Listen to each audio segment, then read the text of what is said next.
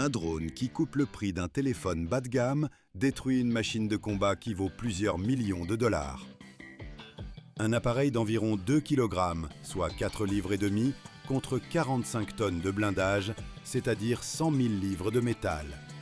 Et on en fabrique des milliers chaque semaine. Pendant des décennies, la logique de l'ingénierie était simple. Plus la machine coûte cher, plus elle est forte. D'immenses ateliers assemblaient pendant des années une seule plateforme blindée, bourrée d'électronique hors de prix. Chaque boulon selon le plan, chaque assemblage vérifié au microscope, chaque pièce avec son certificat. Et puis quelqu'un a assemblé sur une table ordinaire un petit engin à 4 moteurs, fait de plastique bon marché et des mêmes puces qui partaient autrefois dans les jouets et les machines à laver. Il y a boulonné une charge, et ce jouet à quelques centaines de dollars a rayé d'un trait le travail de milliers d'ingénieurs. Ça paraît absurde, je sais, mais la technologie clé ici, ce n'est ni le blindage, ni les matériaux, ni la précision au millimètre. La technologie clé, c'est le prix ridicule. Multiplié par une chaîne de montage qui ne s'arrête jamais. On va entrer dans cet atelier où un de ces appareils naît en quelques minutes. Tu vas voir pourquoi l'électronique la plus chère de la planète s'est retrouvée sans réponse face à un morceau de plastique à 300 $. Et pourquoi la vraie bataille entre fabricants se joue sur une pièce de la taille d'un ongle.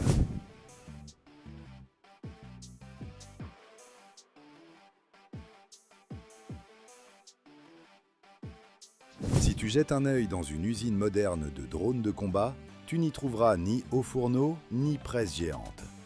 Ça ressemble bien plus à un atelier d'électroménager bon marché qu'à une usine d'armement. La ligne tourne 24 heures sur 24, 7 jours sur 7.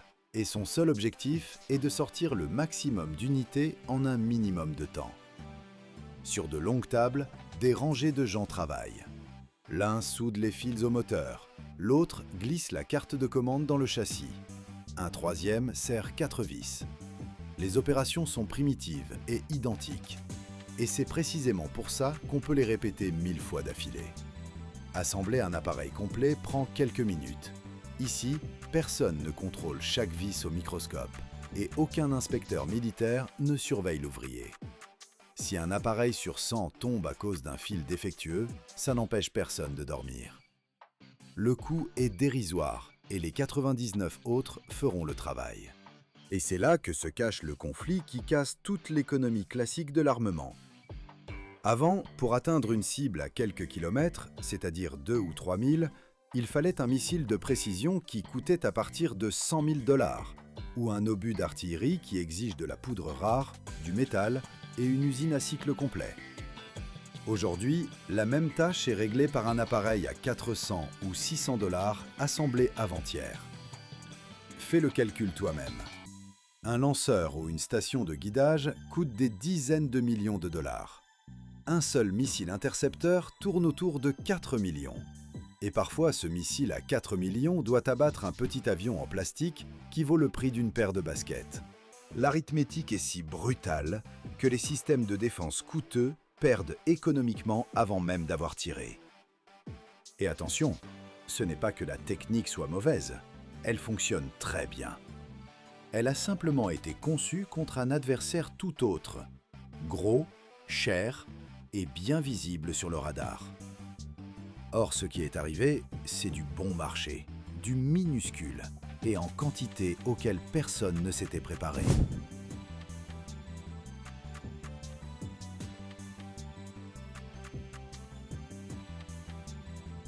Fabriquer des drones en très grande série est un métier rare, et très peu de pays maîtrisent le cycle complet des composants clés.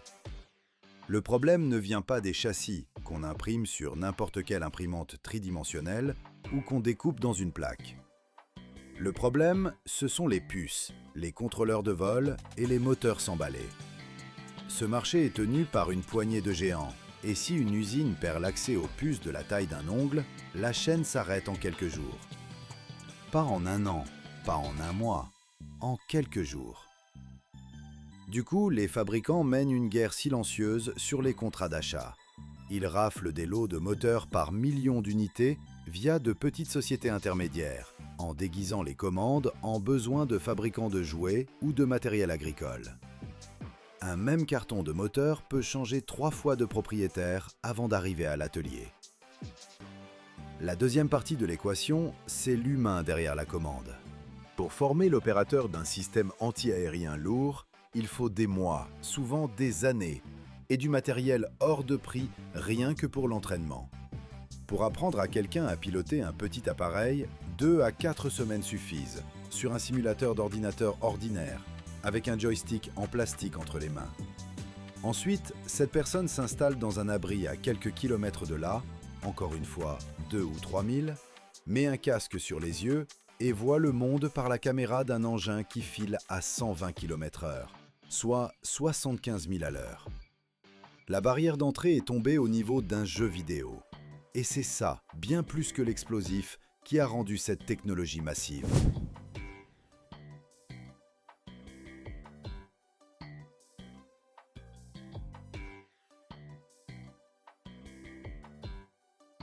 Les ingénieurs des grands groupes de défense, évidemment, ne sont pas restés les bras croisés.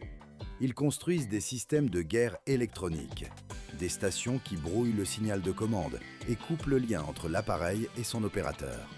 Et là, commence un ping-pong technologique où le camp bon marché avance beaucoup plus vite.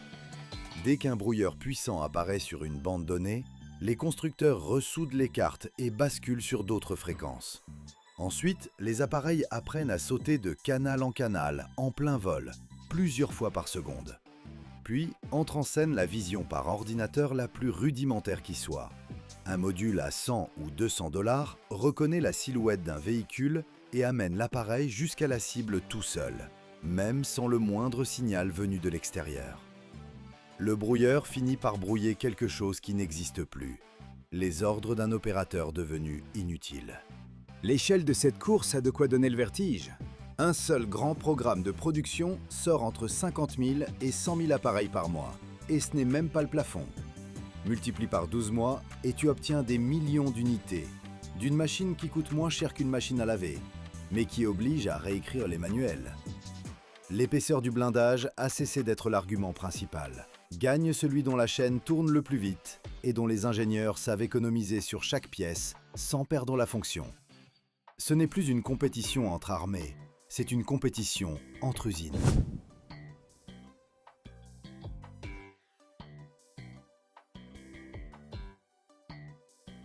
Passons à l'atelier, étape par étape. Tout commence par la découpe. Des fraiseuses à commande numérique haute vitesse ou des lasers taillent de grandes plaques de fibres de carbone et de stratifiés d'environ 3 mm d'épaisseur, à peu près 1/8 de pouce. En quelques secondes, il en sort des dizaines de châssis fins, légers et rigides. C'est le squelette du futur appareil. En parallèle, sur la ligne d'à côté, les presses à injection crachent sous pression des milliers d'hélices en plastique. La couleur, tout le monde s'en moque. Gris, vert, peu importe. Seul compte la géométrie de la pale, parce qu'elle va devoir brasser l'air à 20 ou 30 000 tours par minute. Vient ensuite la zone de brasage, le cœur et le système nerveux. Sur la ligne arrivent des circuits imprimés, souvent commandés dans des usines civiles sous couvert de contrôleurs pour voitures radiocommandées. Une machine dépose la pâte à braser. Un bras manipulateur place à toute vitesse les puces, les gyroscopes et les baromètres. La carte passe dans le four de refusion, où la température se tient autour de 250 degrés Celsius, presque 500 degrés Fahrenheit. Et les composants s'accrochent définitivement.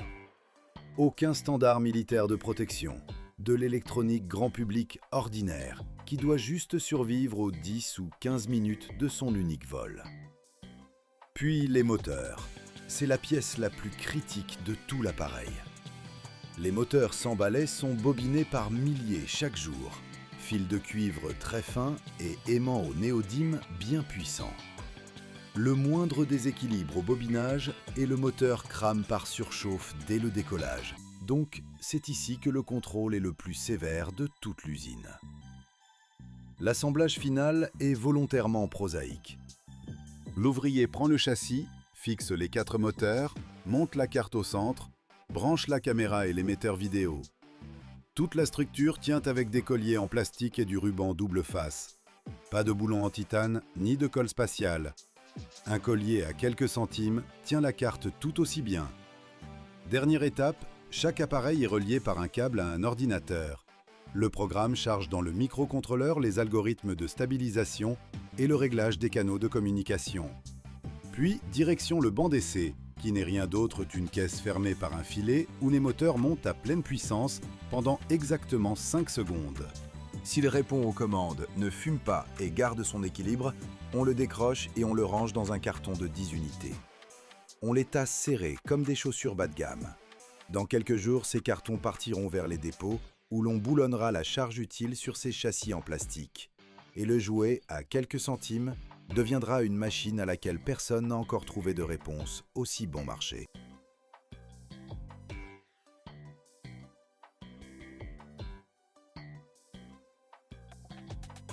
Chaque année, des dizaines de milliers de drones sont produits dans le monde. Mais seule une poignée d'entre eux est capable de changer les règles du jeu d'une guerre entière. Et voici ce qui étonne le plus. Nous n'avons pas affaire à un chef-d'œuvre high-tech à plusieurs millions de dollars, mais à un triangle étrange fait de matériaux qui rappellent davantage l'emballage d'un téléviseur. Et pourtant, il parcourt jusqu'à 2500 km et fait trembler les systèmes de défense anti-aérienne les plus coûteux au monde. Comment se fait-il que la simplicité soit devenue l'arme du futur? Et que cache réellement ce cyclomoteur, dont le bruit effraie aujourd'hui plus que celui des réacteurs? Restez avec nous jusqu'au bout, car un détail de cette construction explique tout, et il va vraiment vous surprendre.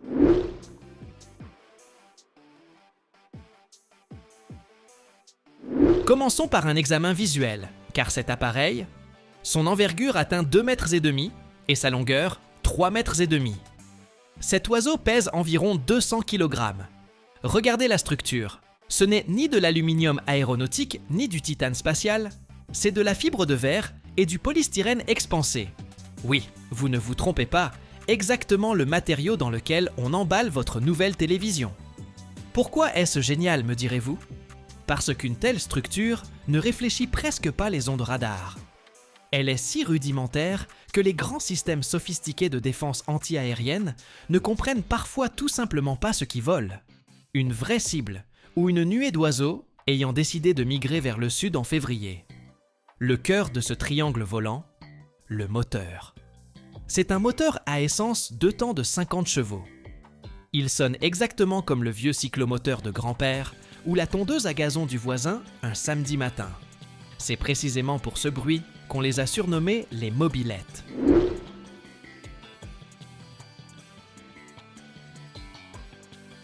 Le réservoir contient assez de carburant pour permettre à cet engin de voler sur une distance allant jusqu'à 2500 km. Imaginez un peu, 2500 km avec un moteur de mobylette. Sa vitesse n'a rien de foudroyant, entre 120 et 180 km/h environ. Autrement dit, si vous accélérez bien au volant d'une voiture de sport, vous pourrez le doubler sur l'autoroute. Mais il n'est pas pressé. Sa mission, c'est de vrombir longuement et obstinément jusqu'à ce que quelqu'un craque. Passons maintenant au plus intéressant, le cerveau. Vous vous attendez sans doute à y trouver des processeurs dernière génération, valant des millions d'euros. Eh bien non. La navigation repose ici sur un signal civil ordinaire du système de positionnement mondial. En gros, à l'intérieur se trouve quelque chose de très similaire au GPS de votre smartphone, juste un peu mieux protégé contre les brouillages.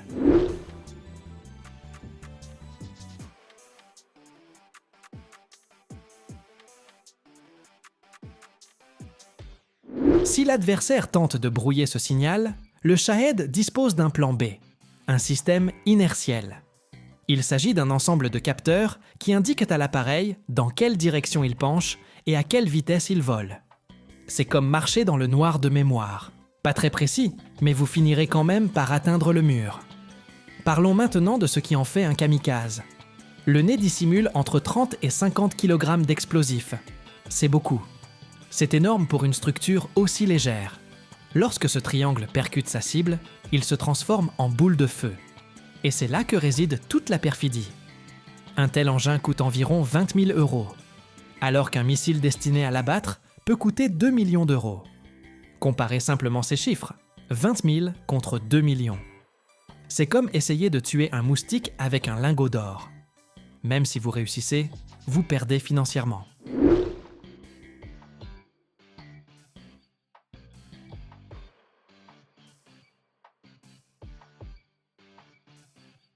Je me tiens actuellement devant un lanceur, et il ressemble à un conteneur de fret ordinaire. À l'intérieur se trouvent 5 alvéoles. Ils sont lancés l'un après l'autre grâce à un accélérateur à poudre. C'est un petit coup de pied, enflammé, qui propulse le drone dans les airs. Puis ce fameux moteur de mobilette prend le relais. Il vole souvent en essaim. Pourquoi? Parce qu'une seule cible, c'est simple. Mais quand 10 ou 20 de ces engins fondent sur vous de tous côtés, le système de défense s'étouffe littéralement.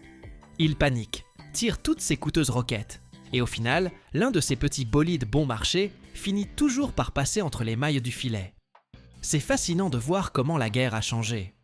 Autrefois, on se targuait de complexité, et aujourd'hui, nous assistons au triomphe de la simplicité. C'est comme dans le monde informatique. Parfois, une bonne vieille calculatrice est plus fiable qu'une tablette bardée de technologie.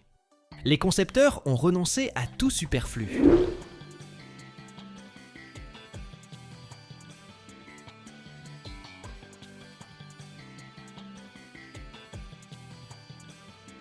Il n'y a pas de caméra qui transmette des images en temps réel. Vous ne pouvez pas le piloter comme avec une manette. Vous entrez simplement les coordonnées avant le décollage. Vous appuyez sur un bouton et vous l'envoyez en mission sans retour. Il n'a pas besoin de rentrer à la base. Il n'a pas besoin de salaire ni de médaille. C'est les mathématiques pures de la destruction. La pièce la plus complexe de ce drone, c'est sans doute l'hélice. Elle est en bois ou en plastique, de type propulsif, c'est-à-dire placée à l'arrière du moteur. Elle pousse simplement l'air et fait avancer ce triangle en polystyrène. Regardez ces soudures sur la coque. Elles sont rudimentaires, grossières. Et c'est précisément dans cette simplicité que réside son danger. Car ce qui est construit simplement est très difficile à neutraliser, que ce soit par des moyens logiciels ou techniques. Vous savez ce qui m'a le plus frappé lors de cette visite? C'est le contraste. D'un côté, nous voyons ces développements dans des hangars, et de l'autre, nous réalisons l'ampleur des ressources qu'il faut déployer pour arrêter ces mobylettes volantes.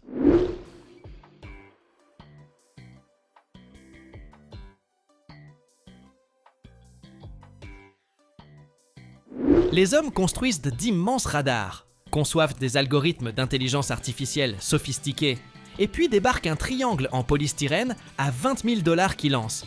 Salut, me voilà! Pour conclure, je tiens à préciser que ce reportage ne célèbre pas l'armement, mais cherche à comprendre comment fonctionne la pensée technique moderne, dans des conditions extrêmes. C'est l'histoire d'un renversement où le bon marché est devenu l'atout majeur, et le ronronnement d'une tondeuse, un signal d'alerte. Le monde change, et les usines que nous visitons deviennent de plus en plus étranges. Qui aurait imaginé que nous discuterions un jour de fibres de verre et de moteurs à essence, comme de quelque chose capable de bouleverser les règles du jeu sur la grande scène? J'espère que cette plongée dans les coulisses de cet engin vous aura intéressé. N'oubliez pas que derrière chacune de ces machines se cachent des hommes, des chiffres et énormément de calculs. Nous poursuivons notre voyage à travers les sites industriels les plus fascinants du monde. Alors, restez avec nous. Il y aura encore plus de métal, de boulons et de découvertes inattendues.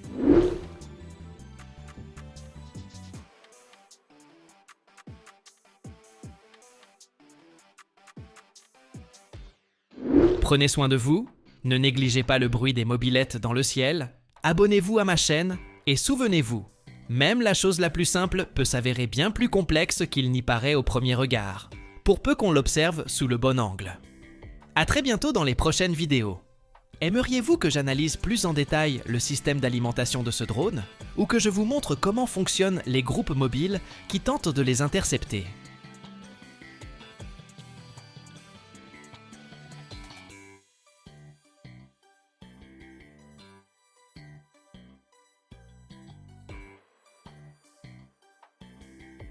Salut les amis!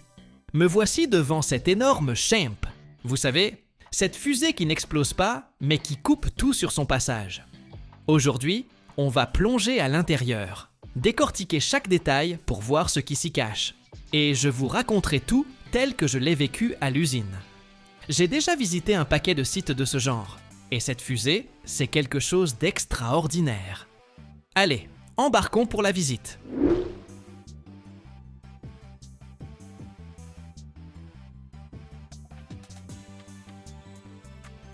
Champ n'est donc pas un missile ordinaire, mais un véritable concentré de haute technologie développé par Boeing pour l'US Air Force. Son nom complet est Counter Electronics High Power Microwave Advanced Missile Project, mais nous n'allons pas nous embarrasser de ces longues formules, n'est-ce pas?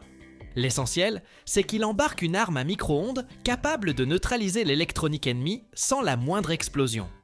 Imaginez, il vole en silence, tel un fantôme, et soudain, bam! Ordinateur, radar, système de guidage tombent en panne à des dizaines de kilomètres à la ronde. J'ai vu une démonstration sur stand. Le missile décolle depuis un avion, manœuvre, puis libère une impulsion de plusieurs millions de watts. L'efficacité est stupéfiante, sans éclat ni incendie. Les tirs d'essai de l'année 2030 ont été concluants. Le missile a survolé la zone test et neutralisé des systèmes entiers en un seul passage, ordinateur compris.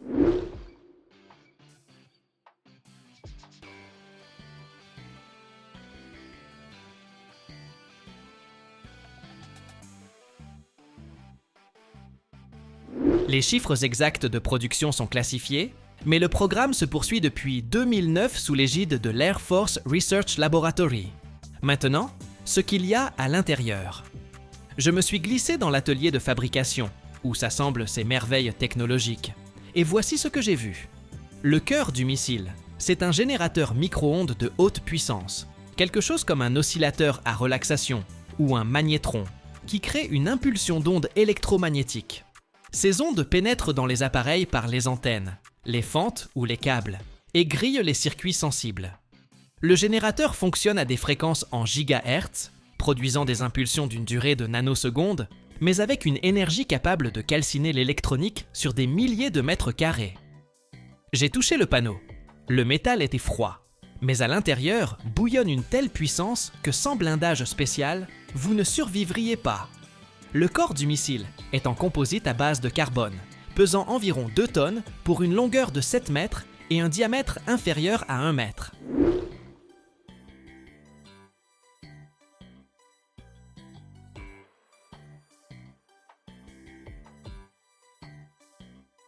Elle est aérodynamique, dotée d'ailettes pour manœuvrer jusqu'à 20 km d'altitude. À l'intérieur, des compartiments de carburant. Un propulseur à combustible solide la projette d'abord en altitude, puis un moteur de croisière à carburant faible s'enclenche pour un vol de précision. J'ai jeté un œil dans le compartiment moteur. Valves, turbines, tout poli jusqu'à l'éclat, comme une œuvre d'orfèvrerie. Le carburant est un mélange à haute densité énergétique, calibré pour une portée de 2 km. Le système de guidage, c'est une autre histoire. Ici, gyroscope laser, navigation inertielle et module GPS protégé contre les brouillages. Le missile choisit lui-même ses cibles, radar, poste de commandement ou drone. Les ingénieurs l'ont testé sur banc d'essai. Il pivote de 30 degrés par seconde, tel un bolide de course. Et l'électronique à bord repose sur des puces dernière génération, résistantes à leurs propres impulsions. Je les ai entendus plaisanter.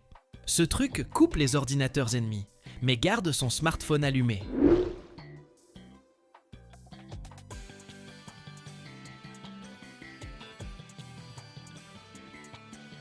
Passons maintenant au mécanisme. L'ogive n'est pas un explosif, mais une antenne qui se déploie en vol comme un parapluie, élargissant la zone de frappe. Derrière, des batteries lithium-ion accumulent l'énergie pour le générateur. Je les ai vues en charge, des milliers de volts sous tension, mais tout reste isolé. Le refroidissement est liquide, au fréon, car les micro-ondes produisent énormément de chaleur. L'ensemble est scellé dans une coque hermétique, capable d'encaisser des accélérations 20 fois supérieures à la gravité terrestre. Tout commence par la structure. Dans l'atelier, les ouvriers revêtus de combinaisons de protection manipulent des composites à base de carbone, légers mais résistants comme du fil d'acier. Ces panneaux forment une coque de 7 mètres de long, assemblée par des boulons à revêtement de titane. J'étais là, à observer les machines laser découper la matière au millimètre près. Pas un gramme de trop. La structure est testée en résistance. Placée sur un banc d'essai, elle subit des simulations de surcharge, comme si la fusée filait déjà à Mach 2.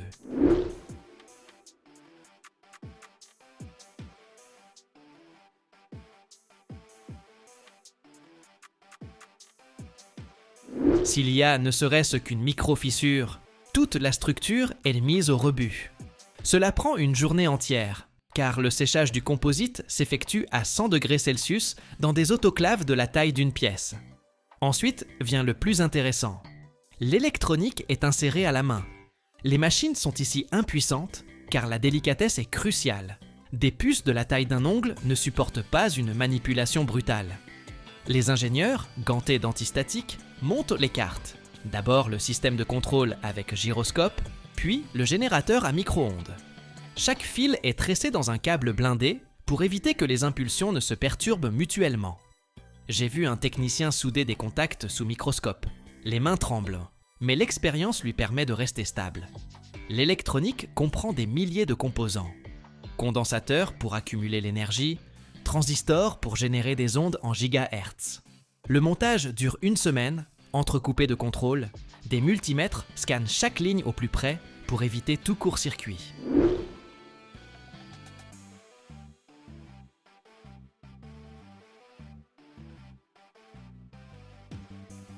Après cela, vient l'épreuve des chambres à vide.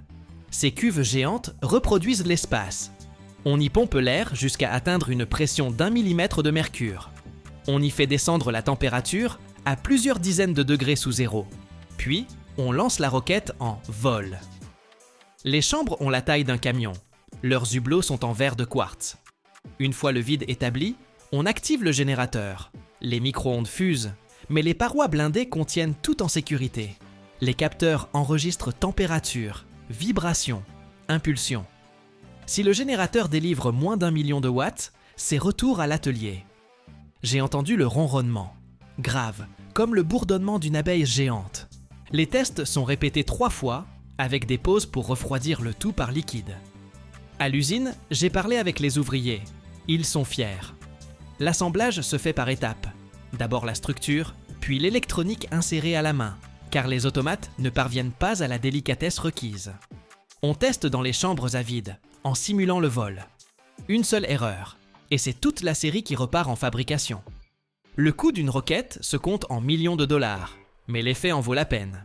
Imaginez un combat où le matériel ennemi s'éteint tout simplement, comme une bougie sous le vent.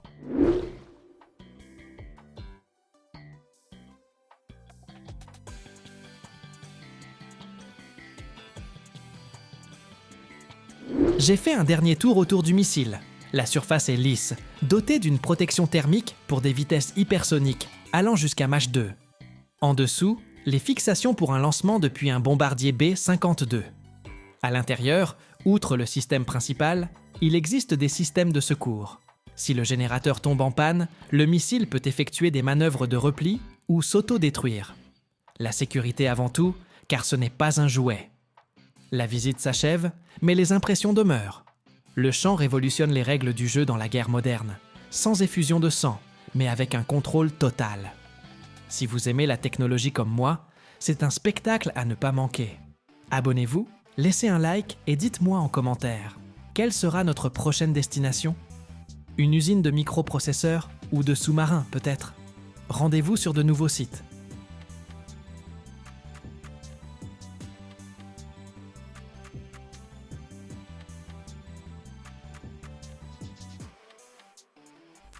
Il existe un pays où, vu d'un satellite, tu ne distingues presque aucune usine d'armement. Pas de hall industriel, pas de cheminée, rien. Et pourtant, ce pays fabrique des missiles capables de traverser un océan. Alors, où est l'usine ? La réponse est sous tes pieds. Des centaines de mètres de roches au-dessus. La Corée du Nord ne cache pas une bombe dans une cave. Elle a creusé la montagne entière et y a glissé le pays tout entier. Des ateliers de missiles, des dépôts de munitions, des hangars d'avions, des batteries d'artillerie qui surgissent tirent et disparaissent à nouveau sous la pierre. Les analystes parlent de milliers d'installations souterraines. Certains avancent 6 000, 8 000. Personne ne connaît le chiffre exact, car c'est justement le but, que tu ne le saches pas. 70 ans à creuser sans relâche. Et aujourd'hui, tu vas voir comment on construit une usine à l'intérieur d'une montagne. Et pourquoi l'armée la plus chère de la planète, postée juste de l'autre côté de la frontière, ne peut pas y toucher.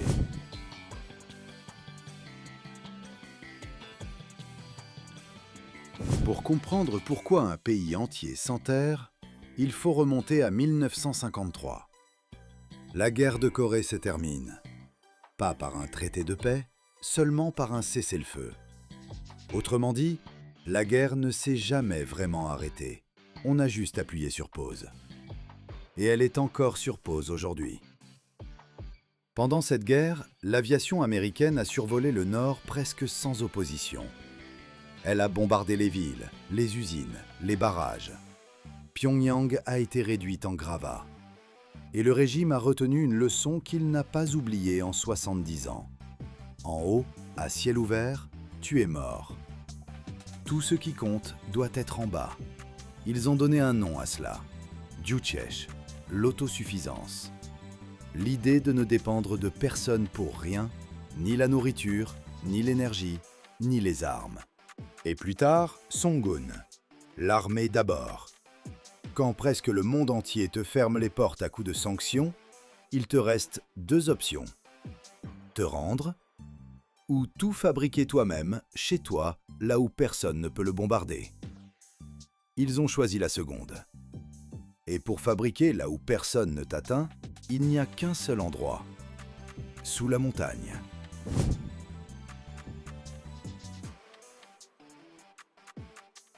Et c'est là que la géographie leur a offert quelque chose de presque injuste. Regarde une carte de la Corée du Nord et tu verras une chose. Des montagnes. Partout. Près de 80% du pays, ce sont des montagnes et des hauts plateaux, séparés par des vallées étroites et profondes. De la roche dure, du granit. Exactement le type de pierre dans lequel tu peux creuser un tunnel en étant sûr que le plafond ne te tombera pas dessus. Mais comment ouvrir un tunnel dans une montagne de granit sans machine moderne, avec un pays ruiné et sous embargo? À l'ancienne. Forage et explosifs. Des milliers et des milliers d'ouvriers et de soldats ingénieurs, équipe après équipe, année après année, à grignoter la roche mètre par mètre. Ce qui coûterait une fortune et des autorisations impossibles à une entreprise occidentale, ici, l'État le fait avec de la main-d'œuvre militaire et zéro question. Et ils ont commencé tôt, très tôt. La ville de Ganggi, dans le nord, est un centre de production de munitions doté d'installations souterraines depuis 1956. 3 ans après la guerre, ils creusaient déjà. Et ils n'ont jamais arrêté. Dans les années 70, ils ont même creusé des tunnels d'invasion passant sous la frontière avec le Sud. Des tunnels si vastes qu'une division entière de soldats pouvait y défiler. On en a découvert au moins 4. Combien reste inconnu ? C'est la question à laquelle personne de l'autre côté ne peut répondre sereinement.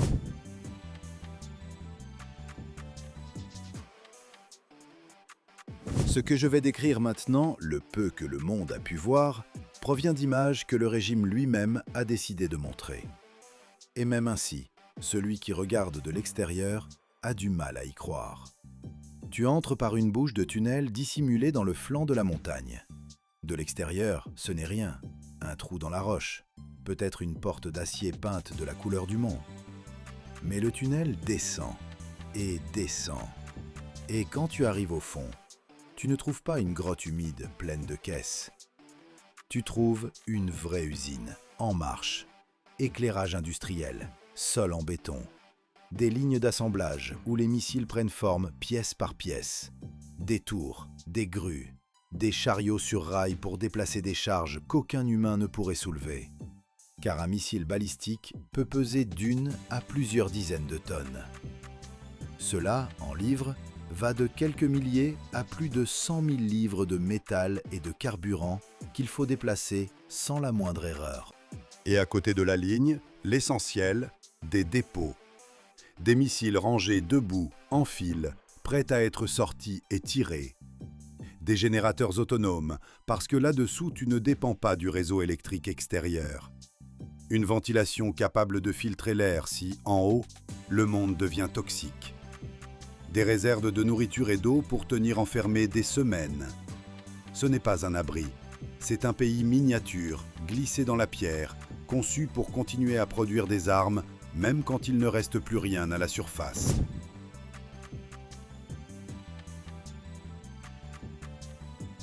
Vient maintenant la partie que la plupart des gens ne comprennent pas.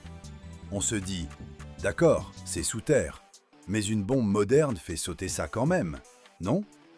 Pas si vite. Faisons le calcul. La bombe anti-bunker la plus puissante qui existe, celle que seul un bombardier lourd américain peut emporter, est conçue pour pénétrer environ 60 mètres de terre compacte avant d'exploser. 60 mètres, à peu près 200 pieds. Ça paraît énorme, jusqu'à ce que tu te rappelles que beaucoup de ces installations sont creusées à des centaines de mètres de profondeur, dans du granit massif.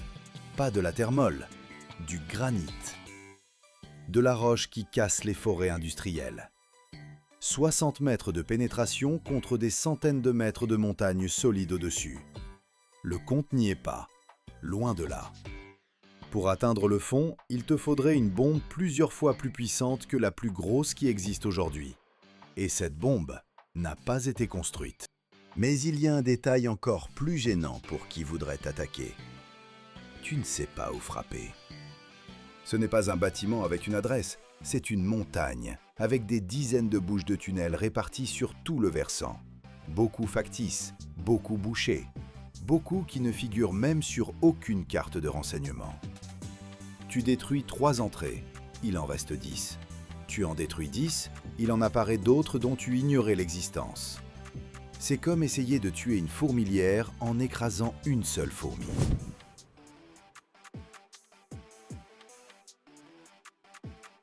Et voici l'astuce qui maintient vraiment tout cela debout. Ils n'achètent presque rien à l'extérieur. Ils copient. Souviens-toi de la doctrine du début, tout fabriqué chez soi. Eh bien, le programme de missiles nord-coréen n'est pas né de rien. Il est né d'un missile étranger. Ils ont récupéré de vieux missiles soviétiques Scud, les ont démontés vis par vis, les ont étudiés et en ont fabriqué leur propre copie. Cette copie, ils l'ont appelée Hwasong, et à partir de là, ils n'ont plus arrêté.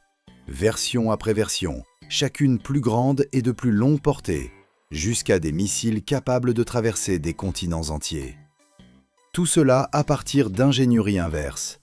Regarder ce que font les autres et le refaire seul, sous terre, sans demander la permission. Pareil pour les exportations.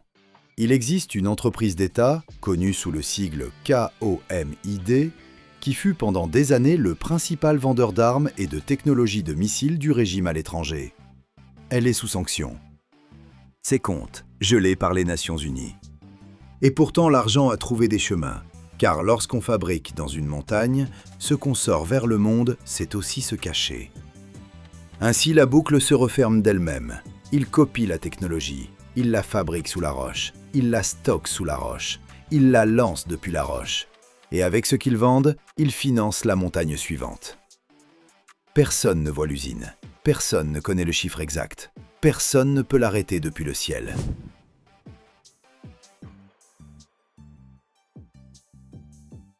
Pour mesurer ce que cela représente, compare-le au bunker le plus célèbre d'Occident, la montagne Cheyenne dans le Colorado. 600 mètres, presque 2000 pieds de roche au-dessus d'un centre de commandement blindé avec des portes de 25 tonnes, soit plus de 50 000 livres par porte. Un ouvrage impressionnant, mais Cheyenne, c'est cela, un centre de commandement. Des bureaux, des écrans, des gens qui prennent des décisions sous terre. Ce qu'a fait la Corée du Nord est d'une autre catégorie. Elle n'a pas mis sous la montagne quelques généraux. Elle y a mis l'industrie entière. Les usines qui produisent les armes, les entrepôts qui les gardent, les plateformes d'où on les tire, le cycle complet, fabriquer, stocker, lancer. sans jamais avoir à remonter à la surface, sans offrir à l'ennemi une seule cible qui vaille la peine d'être bombardée. Pense-y, 70 ans à creuser sans répit. Près de 80% du pays, ce sont des montagnes. Et sous beaucoup d'entre elles, il y a quelque chose. Des milliers d'installations que personne n'a pu compter. Une doctrine entière bâtie sur une seule idée. Ce qui ne se voit pas ne peut être détruit. Pendant que le reste du monde dressait ses usines vers le ciel, eux les ont enterrées dans la pierre. Quel détail t'a le plus glacé? Dis-le en commentaire. Et abonne-toi. Ici, on continue de descendre dans les usines les plus extrêmes et les mieux cachées de la planète.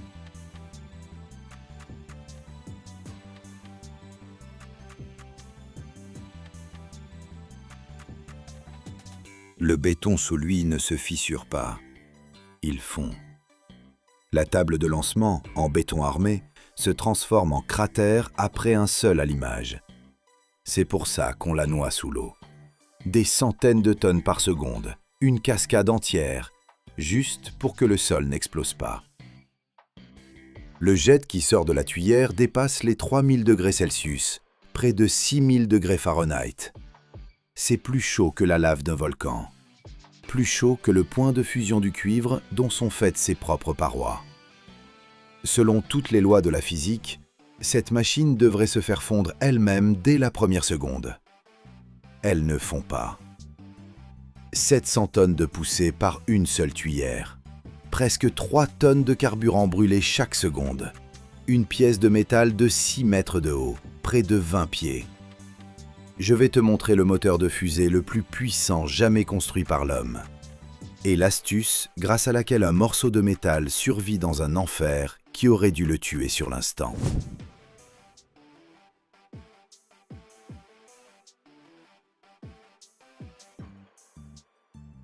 Pour saisir l'échelle, il faut se mettre à côté. On parle du F1, le moteur qui a emmené des hommes sur la Lune. Il mesure près de 6 mètres de haut, presque 20 pieds, et pèse plus de 8 tonnes à vide, environ 18 000 livres. À première vue, c'est un entonnoir géant en métal. Mais quand il s'allume, il dévore 2,5 tonnes de carburant chaque seconde. 2,5 tonnes chaque seconde. Une piscine entière de kérosène et d'oxygène liquide disparaît le temps de prononcer un seul mot. Et d'un seul moteur sortent 700 tonnes de poussée. La fusée Saturne V en montait 5 côte à côte. Et ensemble, ils soulevaient une tour de métal aussi haute qu'un immeuble de 30 étages. La force combinée dépassait les 3000 tonnes. Ce n'est pas un moteur, c'est un tremblement de terre maîtrisé. Mais c'est là que ça cloche. Pour produire une telle poussée, à l'intérieur de la chambre de combustion, la température avoisine les 3200 degrés Celsius, presque 6000 degrés Fahrenheit. Retiens ce chiffre. Maintenant, regarde de quoi sont faites ces parois. De cuivre et d'alliage d'acier. Le cuivre fond vers 1000 degrés, l'acier autour de 1400. Autrement dit, la paroi doit travailler dans un gaz 2000 degrés plus chaud que la température à laquelle elle-même devient une flaque. N'importe quel enfant te dirait « impossible ». Et pourtant, elle est là, elle tient, seconde après seconde. Pendant qu'à l'intérieur, rugit un feu plus chaud que la surface de bien des étoiles.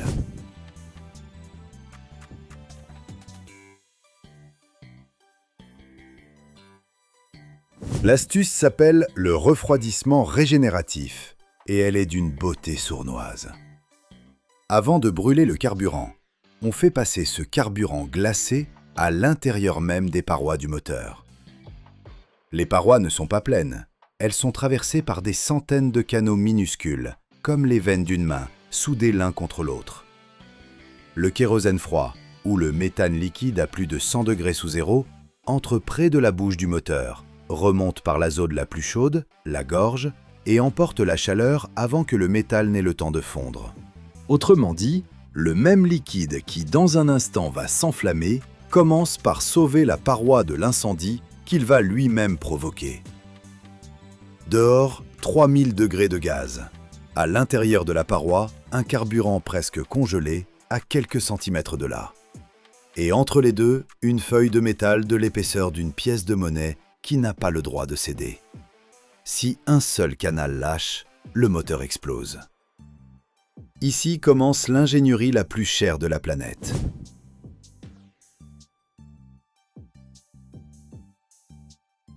Maintenant, monte encore d'un cran.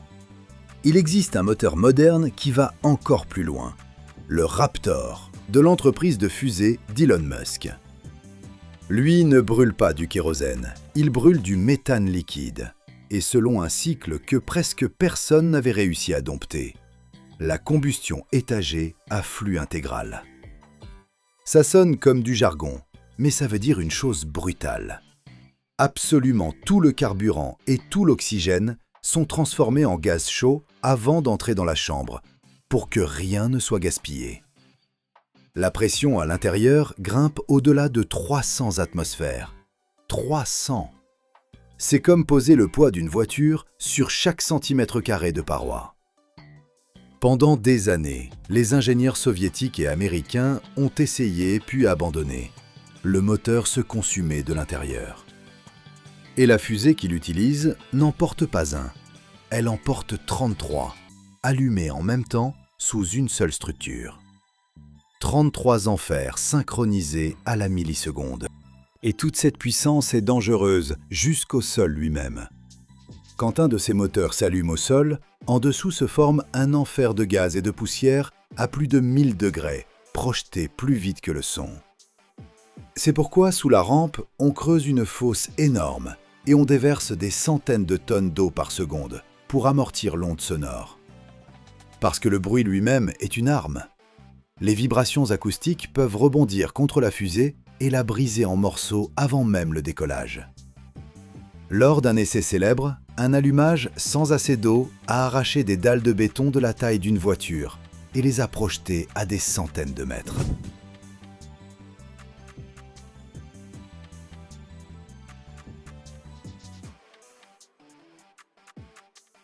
Fabriquer un de ces moteurs est un monde à part. Les chambres ne se coulent pas d'une pièce. Elles se construisent tube par tube. Des centaines de tubes d'alliage, cintrés à la main, et soudés les uns aux autres jusqu'à former la cloche. Et chaque soudure doit être parfaite, parce que c'est par là que circulera le carburant qui refroidit la paroi. Les pièces internes sont usinées avec des tolérances de quelques microns, plus fines qu'un cheveu humain. Et aujourd'hui, ce qu'on fondait et tournait autrefois pendant des mois, on imprime. Une imprimante à métal, couche de poudre après couche de poudre, fait croître au laser des pièces de forme impossible. Ensuite, chaque moteur passe au banc d'essai. On l'attache à une structure d'acier ancrée dans la roche, on l'allume à pleine puissance et on le laisse rugir, tandis que des dizaines de capteurs mesurent vibration, température et pression en 40 points à la fois.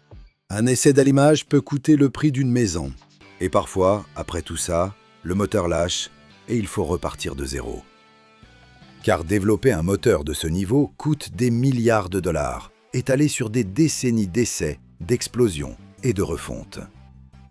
Et voici le paradoxe le plus cruel. La plupart de ces moteurs ne servent qu'une seule fois. Ils s'allument pendant 2 ou 3 minutes, soulèvent la fusée et tombent dans l'océan pour ne jamais revenir. 700 tonnes de poussée, des milliards en ingénierie, brûlant glorieusement pendant 160 secondes, puis au fond de la mer. C'est pour ça que la grande révolution d'aujourd'hui, c'est de faire revenir le moteur, le poser debout tout seul et le faire revoler. Réutiliser l'imposition.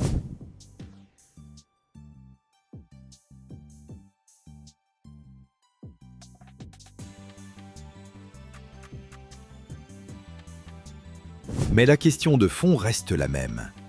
Comment un morceau de métal survit-il dans un feu plus chaud que la lave, plus chaud que le métal dont il est fait?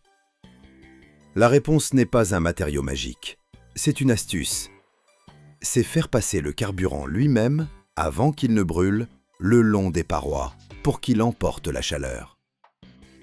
C'est équilibrer au millimètre 3000 degrés de gaz contre un liquide presque congelé, séparé par une feuille de l'épaisseur d'une pièce de monnaie. Chaque fusée que tu vois décoller vers le ciel tient sur cet équilibre impossible, maintenu à chaque seconde de l'ascension. Le moteur le plus puissant, le plus chaud et le plus extrême jamais construit par l'homme. Et le seul qui, alors qu'il devrait se détruire lui-même, à la place, nous emmène dans l'espace.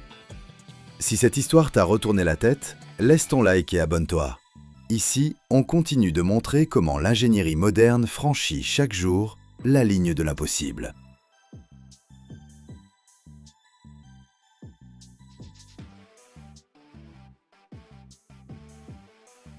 Ce char a traversé 3 guerres. Dans 4 heures, il sera réduit en ferraille. Autrefois, il avançait à travers la poussière et le feu, encaissait les coups et sauvait son équipage sous les tirs nourris. Son blindage porte les traces d'obus. Son moteur garde en mémoire des milliers de kilomètres de route du front. Désormais, tout se jouera au chalumeau et aux cisailles hydrauliques. L'acier sera découpé, la coque compressée, la tourelle s'effondrera sur le béton. En quelques heures, cette machine chargée d'histoire deviendra matière première pour de nouveaux rails et poutrelles.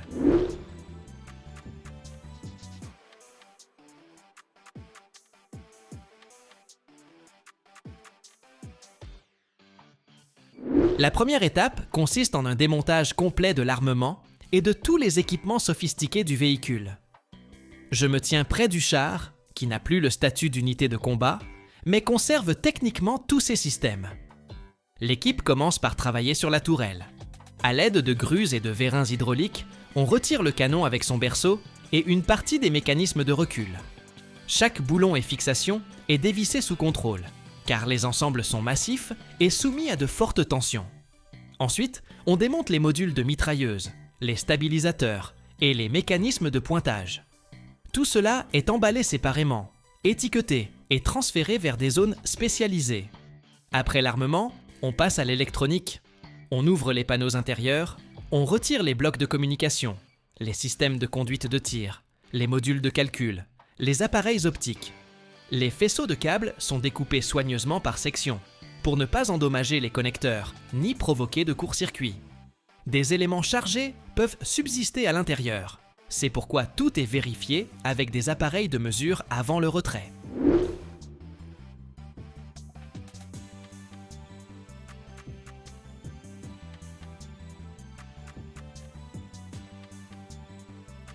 À ce stade, le char perd littéralement son système nerveux et se transforme en simple coque métallique. L'étape suivante consiste à vidanger le carburant et tous les fluides techniques. Un seul char peut contenir jusqu'à 1000 litres de gazole, qu'il faut entièrement évacuer avant de commencer le découpage du métal. La machine est installée sur une plateforme spéciale équipée de bacs de récupération. Des tuyaux étanches sont raccordés aux orifices de vidange d'origine ou aux trappes de service. Puis le carburant est transféré dans des réservoirs fermés. Les pompes fonctionnent lentement pour éviter toute surpression et ne pas soulever les dépôts accumulés au fond des cuves. Après le carburant, on passe au lubrifiant. On vidange l'huile moteur, le liquide de la boîte de vitesse, les fluides hydrauliques des mécanismes de tourelle et les liquides de frein. Chaque type est collecté séparément, car ils sont soumis à des procédés différents d'élimination ou de régénération.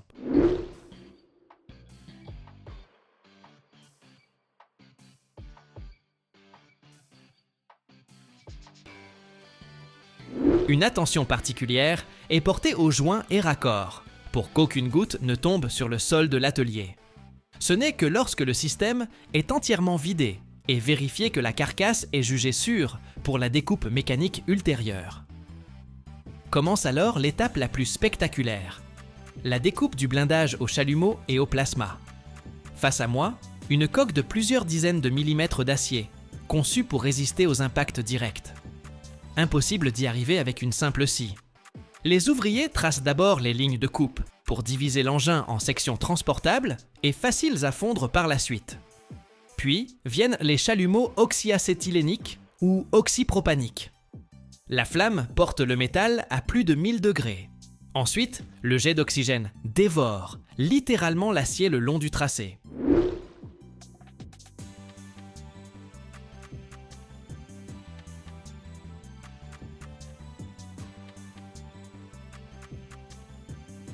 Pour les sections plus épaisses ou en alliage, on utilise la découpe au plasma. Ici, un arc électrique crée un jet de gaz ionisé, atteignant plusieurs milliers de degrés. Le plasma traverse le blindage plus rapidement et avec plus de précision, laissant une découpe étroite. Les étincelles jaillissent sur plusieurs mètres. C'est pourquoi des écrans de protection sont installés tout autour. Peu à peu, le char perd son intégrité. La tourelle se détache, les flancs se divisent en segments, et la machine de guerre se transforme en morceaux de métal distincts, prêts pour l'étape suivante du recyclage. Après la découpe, les fragments de la carcasse passent sous une presse gigantesque. Je me tiens près de cette machine, qui pèse des dizaines de tonnes, et développe une force de compression de plusieurs milliers de tonnes.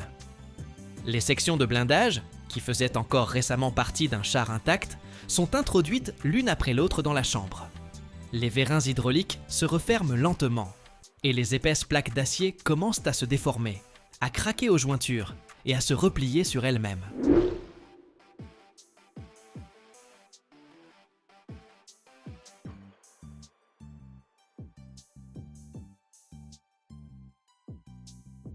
La pression s'élève progressivement pour éviter que le métal ne se fragmente et ne crée des éclats dangereux. Le blindage, conçu pour résister aux impacts, se révèle impuissant face à cette compression uniforme. En quelques minutes, la structure volumineuse se transforme en un bloc compact aux formes régulières. Ce cube métallique facilite le transport, le stockage et l'acheminement ultérieur vers l'aciérie. Lorsque la presse se dessert, un bloc dense est éjecté de la chambre. Impossible d'y reconnaître les contours d'un véhicule. Il ne reste qu'une masse concentrée d'acier. C'est sous cette forme que le char réformé achève son existence comme engin militaire et devient une simple matière première destinée à la refonte. Ce cube métallique dense prend ensuite la route de l'aciérie. J'y arrive et découvre une toute autre échelle. Les briquettes de blindage sont pesées, analysées pour déterminer leur teneur en éléments d'alliage, puis acheminées vers les fours. Dans le four à arc électrique, le métal fond à une température dépassant 1500 degrés.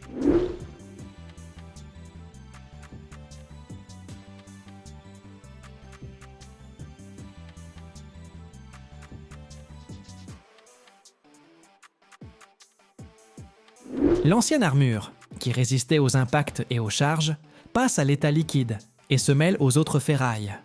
Les chimistes ajustent la composition en ajoutant la quantité nécessaire de carbone ou d'autres éléments pour obtenir un acier aux caractéristiques souhaitées. Après épuration des scories, le métal en fusion est acheminé vers la machine de coulée continue. Là, on en façonne des ébauches, de longues brames rectangulaires ou des blooms carrés. Elles refroidissent lentement, passent entre des rouleaux et sont découpées en tronçons de la longueur voulue. Ces ébauches gagnent ensuite le laminoir. Sous la pression des cylindres, le métal s'étire et adopte une nouvelle forme. S'il s'agit d'un profilé ferroviaire, l'ébauche traverse des calibres spéciaux qui façonnent le profil caractéristique avec son champignon, son âme et son patin. L'acier incandescent s'étire sur des dizaines de mètres, et en quelques minutes à peine, voici devant moi le futur rail de chemin de fer.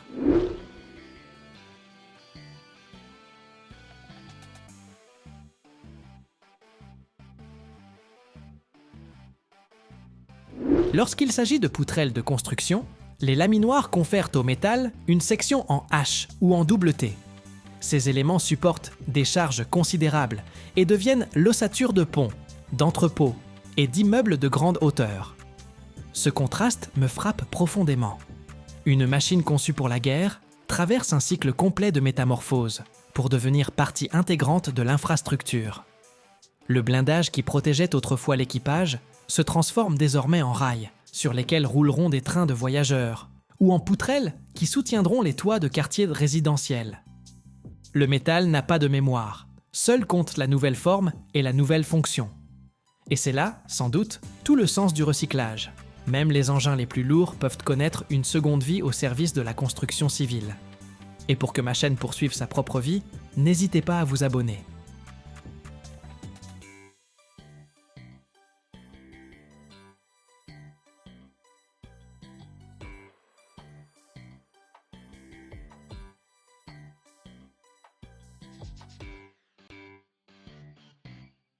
Il existe un métal auquel on confie chaque jour la vie d'un équipage enfermé dans une capsule d'acier à des centaines de mètres de profondeur.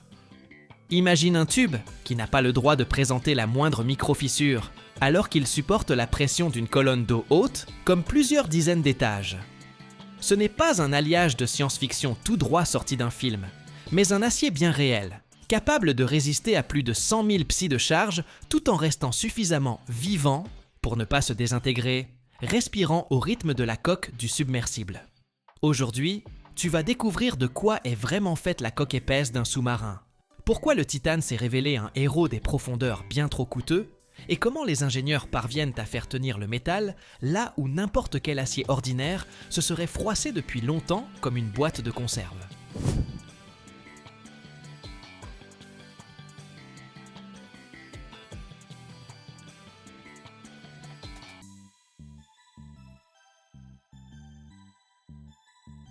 La coque résistante d'un sous-marin ne commence pas par la peinture et les techniques de camouflage, mais par le métal dont est fait son corps intérieur. La coque résistante, c'est un tube d'acier à parois épaisses, de forme cylindrique, à l'intérieur duquel se trouvent les compartiments, les hommes, l'équipement. C'est elle qui supporte la monstrueuse pression des profondeurs, tandis que la coque extérieure légère, les carènes, le kiosque relève déjà de l'aérodynamique et de l'hydrodynamique. Lorsque le submersible descend à des centaines de mètres, chaque pouce carré de sa coque subit une force telle qu'on dirait qu'un immeuble entier pèse sur lui.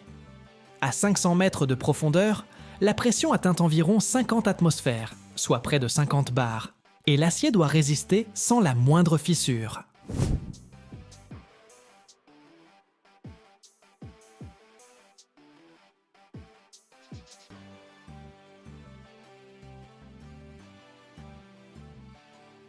Pour rendre cela possible, on utilise des aciers alliés spéciaux de très haute qualité.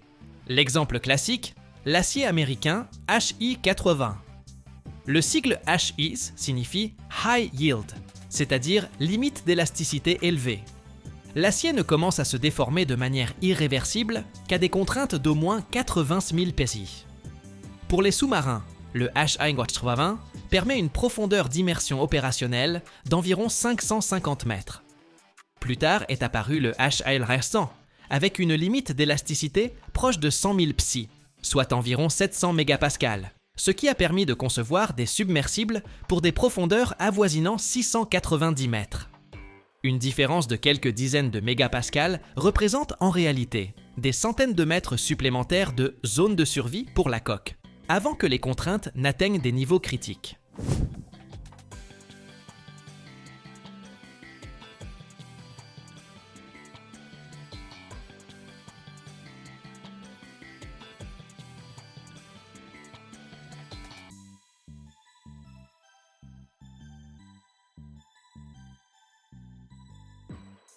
La composition chimique de ces aciers est loin du simple fer au carbone.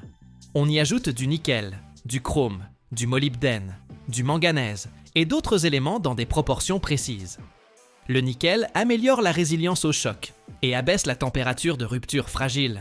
Le chrome renforce la résistance à la corrosion et la dureté. Le molybdène aide à résister au fluage et aux contraintes locales.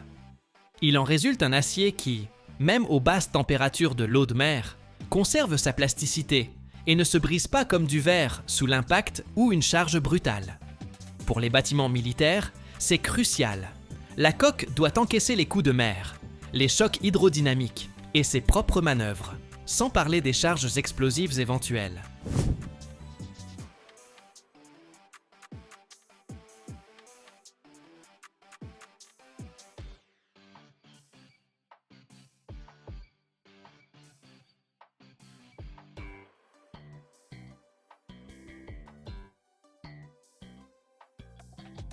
L'étape suivante relève de l'univers des tôles épaisses et du soudage de haute précision.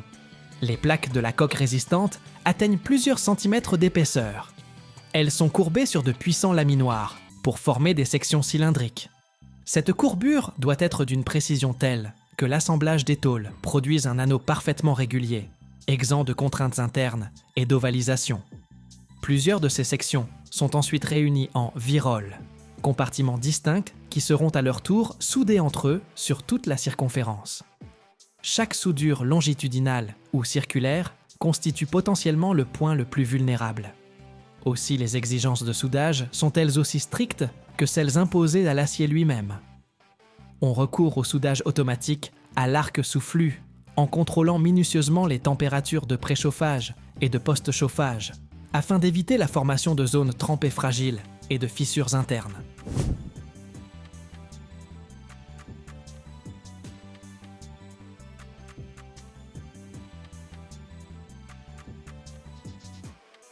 Après le soudage, les cordons sont contrôlés par des méthodes non destructives. On fait appel à la radiographie, à la défectoscopie par ultrasons, au procédé magnétoscopique. L'objectif, détecter jusqu'aux défauts microscopiques, manque de fusion, porosité, inclusion de l'étier, qui, sous la pression des grandes profondeurs, peuvent devenir l'amorce d'une fissure.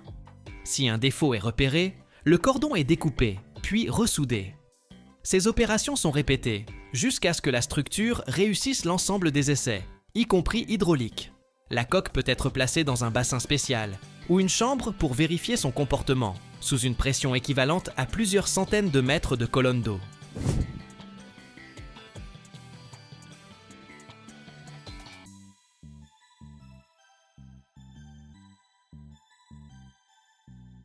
En URSS, une partie de cette logique fut poussée à l'extrême grâce à l'utilisation d'alliages de titane. Le titane possède une densité inférieure à celle de l'acier, tout en offrant une résistance très élevée et une excellente résistance à la corrosion dans l'eau de mer. Le légendaire K278, Komsomolets, reçut une coque résistante en titane et parvint à atteindre une profondeur d'environ 1000 mètres, soit 2 fois plus que les profondeurs opérationnelles habituelles de la plupart des sous-marins en acier. Mais il fallut payer ce prix par un coût colossal en matériaux et en usinage. Le titane est difficile à souder, il exige un environnement protégé, des technologies onéreuses et une haute qualification. Au final, de telles expérimentations restèrent davantage une vitrine des possibilités qu'une norme de production de masse.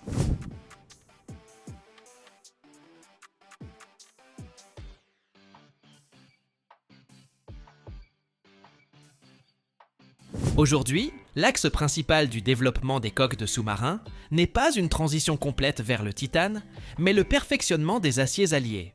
Les nouvelles nuances sont élaborées de manière à obtenir une limite d'élasticité et une résistance encore plus élevée, tout en conservant une plasticité suffisante. Un métal trop rigide est dangereux. Il risque de ne pas se déformer, mais de se fissurer brusquement en cas de dépassement de sa limite. La tâche des métallurgistes consiste à trouver un équilibre où la coque travaille, d'abord légèrement sous pression, en répartissant les contraintes, pour n'atteindre que bien plus tard, très loin, des régimes de fonctionnement normaux, des valeurs critiques. Pour cela, on ajuste la teneur en nickel, chrome, molybdène. On ajoute des éléments micro-alliants. On contrôle la taille des grains et les traitements thermiques.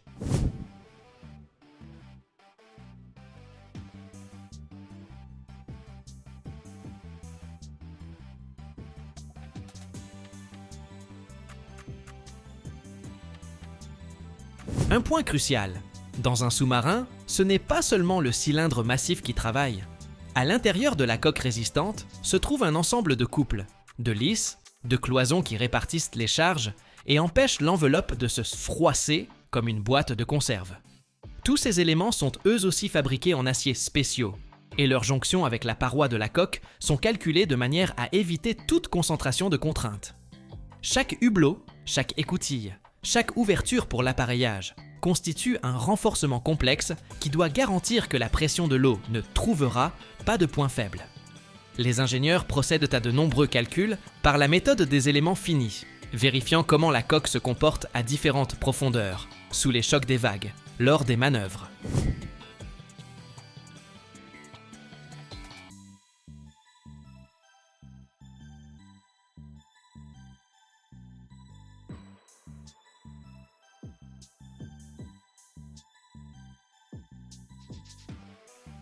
Si l'on imagine la descente d'un submersible vers les profondeurs, voici ce qui se passe au niveau du métal. Tous les 10 mètres de descente, la pression augmente d'environ 1 atmosphère. À 100 mètres, elle est déjà 10 fois supérieure à celle de la surface. À 500 mètres, 50 fois. Pendant tout ce temps, l'acier de la coque résistante travaille en régime de déformation élastique. Il se comprime légèrement, le diamètre de la coque diminue de quelques millimètres. Mais après la remontée, il retrouve ses dimensions initiales. L'objectif des ingénieurs est de garantir que, même à la profondeur maximale autorisée, la marge avant d'atteindre la limite d'élasticité reste conséquente.